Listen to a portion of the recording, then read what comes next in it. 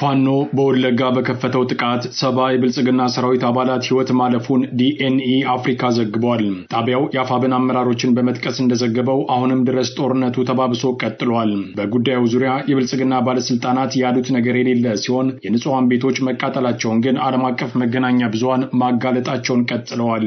በሌላ በኩል የማዕከላዊ ኢትዮጵያ ክልል በቅርቡ የተገደሉ 3 ንጹሃን አማራዎችን በተመለከተ የእምነት ቃሉን በመስጠት ፋኖ በደቡብ ክልል እየተንቀሳቀሰ እንደሚገኝ አስታውቋል። ሙሉ መረጃው በሰዓቱ ይቀርባል። የአሜሪካ የውጭ ጉዳይ ሚኒስቴር መስሪያ ቤት የብልጽግናው አገዛዝ ዝቅተኛውን የፋይናንስ ግልጽነት ደረጃ አላሟላም የሚል ሪፖርት አቅርበዋል። የአገሪቱ ሀብት ወደ ጦርነት እየተማገደ እንዳለ ጥርጣሬ አለው የሚባለው ስቴት ዲፓርትመንት ለወደፊት የብልጽግናው አገዛዝ ላይ የእርዳታና ኢንቨስትመንት ፍሰት ላይ እርምጃ ሊወስድ እንደሚችል ተመልክተዋል። በኢኮኖሚ ቀውስ ውስጥ የሚገኘው አገዛዙ በበኩሉ የገንዘብ እጥረቱን ለመፍታት እስከ 70% ያህሉን የመንግስት ሰራተኛን ለማባረር ወስኗል ሲሉ የብልጽግና የመረጃ ምንጮች ጠቁመዋል። አንዳንድ ቁልፍ የአብይ አህመድ ሰዎችም ድንገት ስራቸውን ለቀው ወደ ውጭ ሀገር መሄድ ጀምረዋል። ሰሙታላችሁ። ብልጽግና ያቀረበውን የይቅርታ ዕድል አንቀበልም ያሉ የህሊና እስረኞች ለብቻቸው እንዲታሰሩ መደረጉን ቢቢሲ ዘግቧል።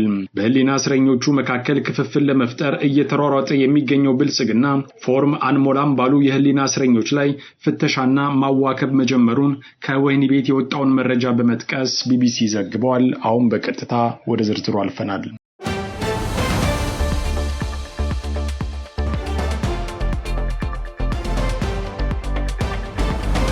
የፋኖ ሰራዊት በወለጋ አንገር ጉቱ በተባለው አካባቢ 70 የብልጽግና ወታደሮችን መግደሉን ዲኤንኢ አፍሪካ የአፋብን አመራሮችን ጠቅሶ ዘግቧል። ጣቢያው እንዳለው የፋኖ ጥቃት በአካባቢው በከፍተኛ ሁኔታ በመፋፋም ላይ የሚገኝ ሲሆን ስለ ጉዳዩ ከብልጽግና በኩል የተባለ ነገር እንደሌለ አስታውቋል። በዚህ ጥቃት የብልጽግና በርካታ የኮማንዶ አባላትም ህይወታቸው እንዳለፈ መታወቁን ጽፏል።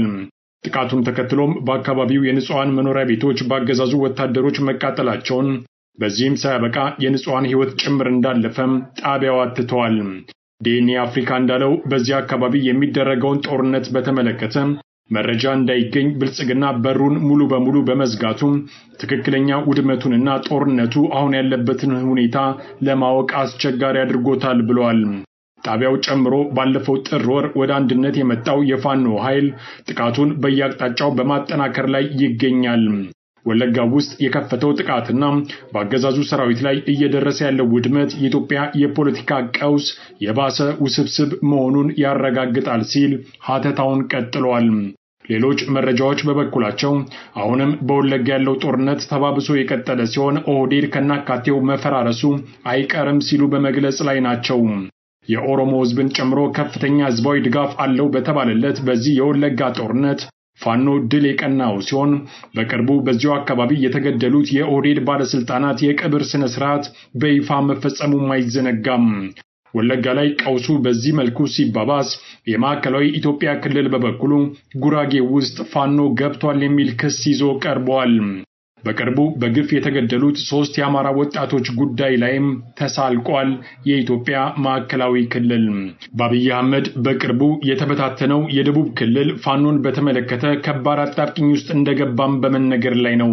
የማዕከላዊ ኢትዮጵያ ተብሎ በሚጠራውና በእንዳሻው ጣሴ የሚመራው የክልሉ ሰላምና ደህንነት ቢሮ በቅርቡ የተገደሉ 3 ንጹሃን አማራዎችን በተመለከተ ያወጣው ምላሽ ቁጣው እንደገና እንዲጨምር አድርጎታል። የክልሉ መግለጫ ባጭሩ ሲጠቃለል ፋኖ ደቡብ ክልል ገብቷል፣ ጥቃትም ፈጽሞብናል፣ ስለሆነም ነፃ እርምጃ ጀምረናል የሚል ሆኗል። የክልሉ ሰላምና ደህንነት ቢሮ ኃላፊ ተመስገን ካሳ በጉዳዩ ላይ በሰጠው መግለጫ በጉራጌ ዞን ውስጥ የፋኖ እንቅስቃሴ አለ የሚል ክስ በማቅረብ ነፃ እርምጃው ተጠናክሮ እንደሚቀጥል አስታውቋል። በሌላ በኩል መሰረት ሚዲያ እንደዘገበው የሶስቱ ወጣቶች ቤተሰቦች አርፈው እንዲቀመጡ ከገዳዮች ባለስልጣናት በኩል ማስፈራሪያ እየደረሰባቸው ይገኛል። ለየትኛውም አካል አስተያየት እንዳሰጡ የሚል ማስጠንቀቂያም ደርሷቸዋል ይባላል። በግራና በቀኝ እየተወዛወዘ ህዝቡን በመፍጀት ላይ የሚገኘው የብልጽግናው አገዛዝ በአንድ በኩል ዝም በሉ እያለ በሌላ በኩል ደግሞ ዛቻውን አጠናክሮ ቀጥሏል። የብልጽግና ማብራሪያ ሲቀጥልም ወጣቶች እየተገደሉ ያሉት በብሔራቸው ተለይተው ሳይሆን በጅምላ እንደሆነም ይገልጻል። ዋናው ጥያቄ ግን የኦህዴድ አገዛዝ በማንም ላይስ ቢሆን ነፃ እርምጃ መውሰድ እንዲችል አረንጓዴ መብራት የሰጠው ማን ነው የሚለው ሆኖ መጥቷል። በእነዚህ ወጣቶች አሳዛኝ ፍጻሜ ምክንያት ህዝቡ ያነሳው ተቃውሞ የሚበረታታ ነው የሚሉት አስተያየት ሰጪዎች ከዚህም የበለጠ ተቃውሞ ማስነሳትና ኦህዴድ ለወደፊት ያቀደውን መጠነ ሰፊ የጥፋት እቅድ ማክሸፍ እንደሚያስፈልግ ይመክራሉ።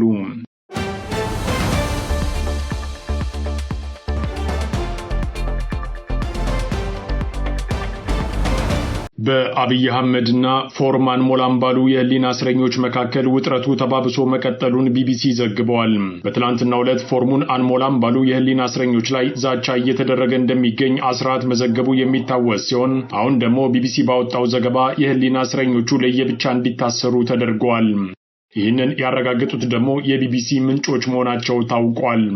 የህሊና እስረኞቹ ማቆያ እንዲለያይ የተደረገው በይቅርታ ሰነዱ ምክንያት ከተፈጠረ አለመግባባት ጋር በተያያዘ መሆኑን ምንጮች ለቢቢሲ ገልጸዋል።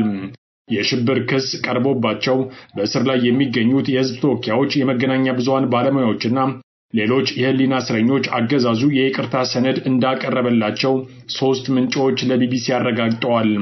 ታሳሪዎቹ ይቅርታ ጠይቀው ክሳቸው እንዲቋረጥና ከእስር እንዲለቀቁ ለቀረበላቸው ጥያቄ የተለያየ መልስ መስጠታቸውንም ገልጸዋል። ከማክሰኞ ነሐሴ 5 2018 ዓ.ም ጀምሮ የይቅርታ ሰነዱ ላይ ፊርማቸውን ያኖሩና የተቃወሙት ተከሳሾች የነበሩበት ማቆያ ክፍል እንዲለያይ መደረጉንም ምንጮች ጨምረው አረጋግጠዋል። ቢቢሲ ስለ ጉዳዩ ከቃሊቲ ማረሚያ ቤት አስተዳደር መረጃ ለማግኘት ያደረገው ጥረት ወዲያውኑ ምላሽ አላገኘም ሲል አስታውቋል። የፌዴራል ማረሚያ ቤት ኮሚሽንም አስተያየት ለማግኘት ጥያቄ ቀርቦለት ውድቅ አድርጎታል።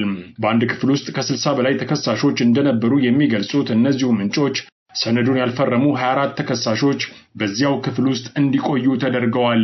የተቀሩት ደግሞ ማክሰኞ ዕለት ከማቆያ ወጥተው በማረሚያ ቤቱ ውስጥ ወደሚገኝ ሌላ ክፍል መዛወራቸውን ገልጸዋል። ይህ እርምጃ የተወሰደው በሁለቱ ቡድኖች መካከል በአቋም መለያየት ምክንያት አለመግባባት በመፈጠሩ መሆኑን ምንጮች ጠቅሰዋል። ከክፍሉ መለያየት በኋላ ሰነዱ ላይ አንፈርምም ያሉ ተከሳሾች ተደጋጋሚ ፍተሻ እየተደረገባቸው እንደሚገኝ ምንጮች ተናግረዋል።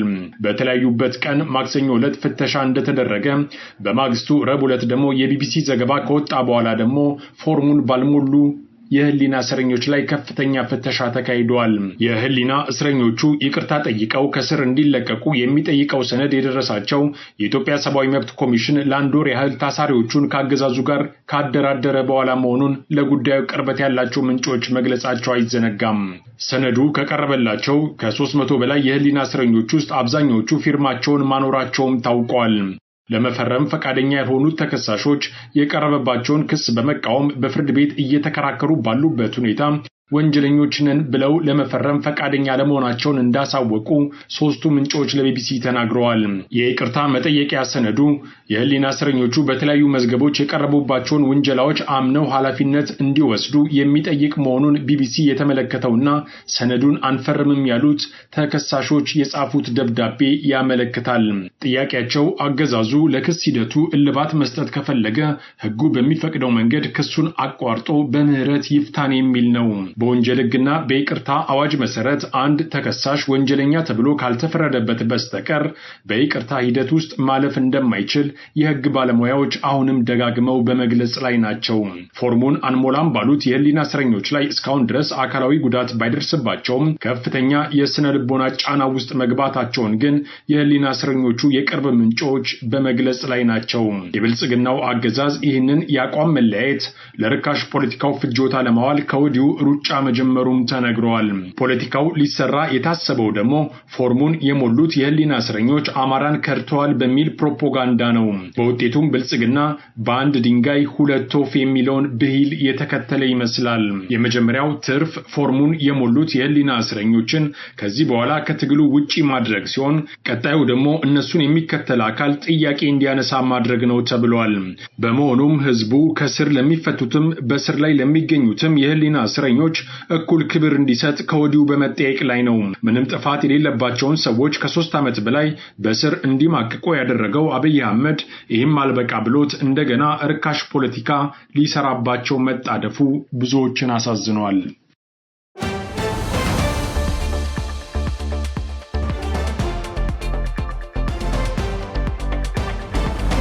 የአሜሪካ የውጭ ጉዳይ ሚኒስቴር መስሪያ ቤት ትላንት ባወጣው ሪፖርት የብልጽግናው አገዛዝ ግልጽ የፋይናንስ መሪዎችን እየተከተለ አይደለም ሲል ወቅሷል።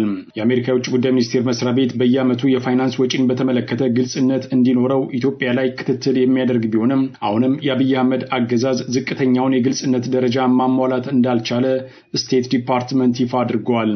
ይህም በወደፊት በአሜሪካ መንግስት በሚሰጡ ድጋፎችና የኢንቨስትመንት ፍሰት ላይ ከፍተኛ ጫና ሊያሳድር እንደሚችል ተነግሯል።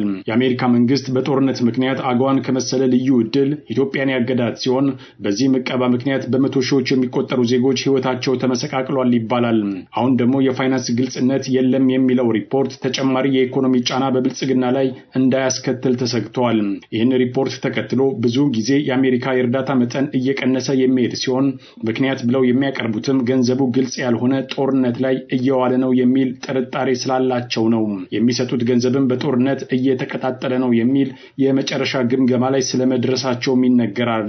አገዛዙ በበኩሉ አብዛኛውን ገንዘብ ለጦርነት በማዋል ላይ ስለሚገኝ ግልጽ የፋይናንስ ሪፖርት ለማቅረብ መቸገሩ ታውቋል። ይህ በእንዲህ እንዳለ ከኦህዴድ የተገኘው የመረጃ ምንጭ በበኩሉ አብይ አህመድ ወጪ በዛብን በሚል ምክንያት 70% ያህሉን የመንግስት ሰራተኛን ለማባረር ከጫፍ ላይ መድረሱን ያመለክታል። የፓርቲው ምንጮች እንዳሉት ብልጽግና በፓርቲ ደረጃ የመንግስት ሰራተኞችን ለማባረር ውሳኔ አሳልፈዋል። በዚህም ብቻ ሳያበቃ ጥናት ተደርጎ ውሳኔው ለክልል የሲቪል ሰርቪስ ቢሮዎች መተላለፉ ተሰምቷል። በዛው ፓርቲ ውስጥ ያሉ ምንጮች ጨምረው እንዳሉት አብይ አህመድ አብዛኛው የመንግስት ሰራተኛ ጥቅም አለው ብሎ አያምንም። ከዛ ይልቅ ለቀውሱና ለኑሮ ውድነቱ ዋናው ምክንያት ራሱ የመንግስት ሰራተኛው ነው የሚል ጽኑ እምነት አለው ይባላል። በውጤቱም በቅርብ ጊዜ ውስጥ ለተወሰኑት ካሳ እየተሰጠና እየተደራጁ የራሳቸውን ስራ እንዲሰሩ አብዛኛው ደግሞ ሜዳ ላይ ይውደቅ የሚል አቋም ላይ በብልጽግናው አገዛዝ በኩል ከተደረሰ ውለው አድሯል። ሆኖም ለአፈጻጸም አስቸጋሪ በመሆኑ ጉዳዩ ወረቀት ላይ ተቀመጠ እንጂ ወደ ተግባር አልተቀየረም ሲሉ እነዚሁ የመረጃ ምንጮች ጨምረው ገልጸዋል። ቢሊየን መዝረፍ በተለመደበት ሀገር ውስጥ የቀውሱ ምንጭ የመንግስት ሰራተኛው ነው ብሎ መደምደም ስህተት መሆኑን የሚገልጹት የምጣኔ ሀብት ምሁራን ሐሳቡም ሆነ በቀጣይ ይወሰዳል የተባለው እርምጃ ቀውሱን ከማባባስ ያለፈ ጥቅም የለውም ባይ ናቸው። ምክንያቱም የአገሪቱ ዋና የቀውስ ምንጭ ራሱ አብይ አህመድ በመሆኑ። ይኸው የመረጃ ምንጭ ጨምሮ እንደገለጸው ደግሞ የአብይ አህመድ ቁልፍ የተባሉ በሀብታቸው ቢሊዮነር እንደሆኑ የሚታመኑ ሰዎች በድንገት ስራቸውን ትተው ኒውዮርክ ዲፕሎማት እየሆኑ እንደሚገኙ በመግለጽ ላይ ናቸው። ለዚህም ማሳያ ያሉት አብይ አህመድ ኒውክሌር እያለ የሚቀደድበት ተቋም ላይ መድቦት የነበረው ግለሰብ ድንገት ወደ ኒውዮርክ ዲፕሎማት ሆኖ እንዲመደብ መደረጉ ነው ተብሏል። ሰንዶቃን ደበበ የተባለው ግለሰብ በቅርቡ ኢትዮጵያ የኒውክሌር ኃይል ታመነጫለች የሚል ግርግር የጀመረ ቢሆንም ሳይታሰብ ተሰውሯል። በአሁኑ ጊዜም ስራውን ለቆ ኒውዮርክ እንዲቀመጥ ተደርጓል እየተባለ ነው። እነዚህ እርምጃዎችና ሌሎችም የሀብት ማሸሽ መረጃዎች ምናልባትም አብይ አህመድ ቁልፍ የሚላቸውን የራሱን ሰዎች ዞር በማድረግ ከሀገር ማስወጣት እንደጀመረ አመላካች ተደርጎ ተወስዷል ተብሏል። ቢሊየነር ነው ሰንዶቃን። ያው የአብይ ስርዓት ውስጥ ስለሚኖር በጣም የናጠ ቢሊየነር ነው። በአደባባይ ነው እንትን ገንዘብ የሚወስዱት። ጉዳይ ገዳዮች ናቸው። ለሱ መናገር ነው ካንተ የሚጠበቀው። እሱ ይጨርሳል። ለምን አባቱ አብይ ስለሆነ ዳዲ ብሎ ስለሚጠራ በዚህ መሰረት ነው ቢሊየነር የሆነው ልጁ እና በጣም የናጠ ነው። በዛ እንትን ጓዙን ጠቅልሎ ወደ ውጭ ትሄዳለህ ሲባል በጣም ተደስተው እልልልል እያለ ነው የወጣ።